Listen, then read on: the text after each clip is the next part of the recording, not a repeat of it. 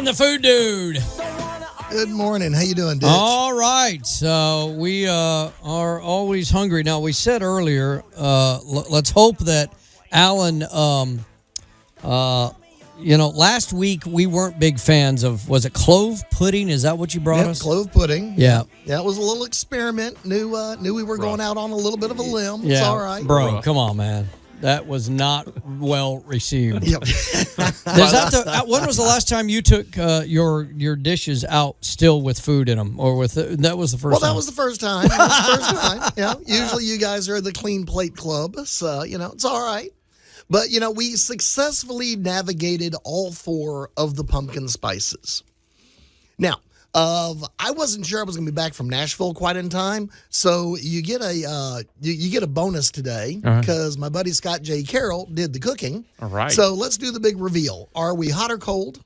It's cold. You've been doing a lot of dessert style dishes. Well, that smells good. All right, there we go. And I hate to tell you this, but we're still on pumpkin spice, and I'm going to let Scott take it from here. Scott, we're kind of not fans of pumpkin spice here. It's not the pumpkin, it's the spice, it's the clove. Yeah. So we'll see how this goes. Why are you leaving the room, Allan? Come back here, man. So what I made for you guys today is what we call our secret ingredient spice cake. It's got all of the pumpkin spices that you guys have been talking about, the clove, the nutmeg, the cinnamon, the ginger. That we don't like. At least the clove part of it. Anyway, go ahead. But there is a secret ingredient in there. I also made this cake. It's from an old recipe. And I also, I was kind, and I made a homemade vanilla royal icing to go with it for you guys. Yeah, the icing is awesome, by the way. Homemade. Did you make this in your tiny kitchen? In my tiny kitchen, that's right. Oh, good. Okay. Yeah, it's good. It's dense. Yeah. It is. It is a Yeah. dense cake. It is an older recipe. It's an older spice cake recipe. Any thoughts on what that secret ingredient in there might be? Right, I'm trying to. It's like a fall ingredient. Orange? It's not orange. No. You mainly find this being used more in the fall. Let me try one more bite. See if I'm Fall. I'm not tasting it. I'm not. Wait. I don't know. Meth. That's when you come back for a second piece. I charge you for it. Meth. Wow, in the fall.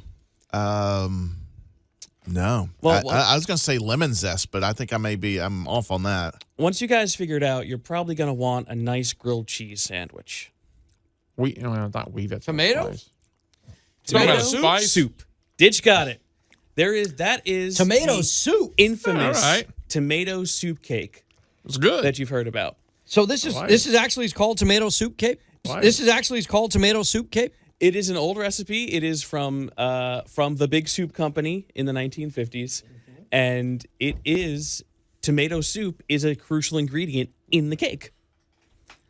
But it comes out just tasting like a spice cake. And it doesn't taste salty because tomato soup to me is very salty. I don't There's even a- taste tomato in here or tomato soup in here. I mean, I don't. That's the beauty of it. One of the reasons I love cooking and baking so much is because it's not just chemistry, it's alchemy.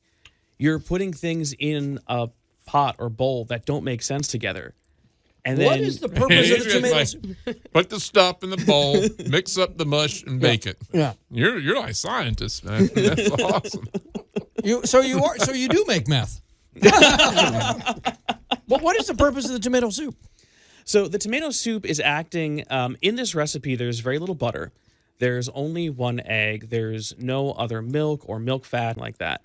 So the tomato soup is essentially acting as a binding agent for the flour and all the other dry ingredients. All the ingredients that are in the tomato soup are essentially just substituting for the day.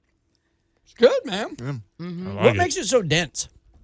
Again, that's because in the process of making it, you have to cream the butter and the sugar together, and you have to fold everything together.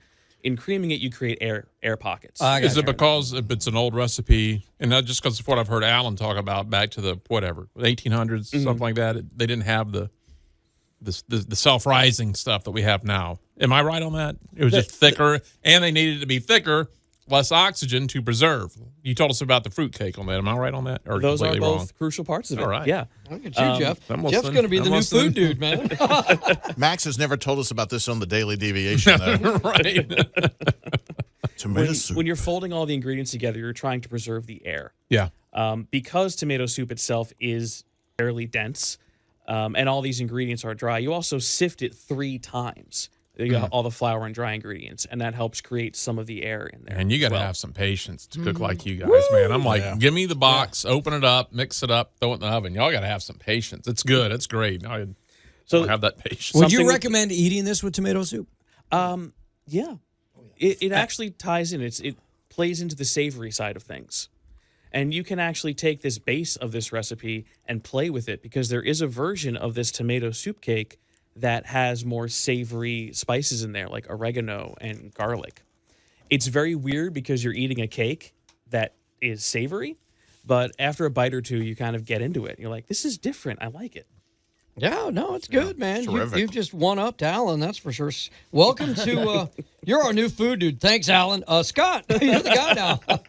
And you made this in your tiny kitchen. And you actually host a show called It Came From the Tiny Kitchen. It's on Dark Oak Media. It's on YouTube. It's also on Roku, Apple, and Amazon TV. Wow. There you go, man. We don't mess around. We bring in the real deal over here.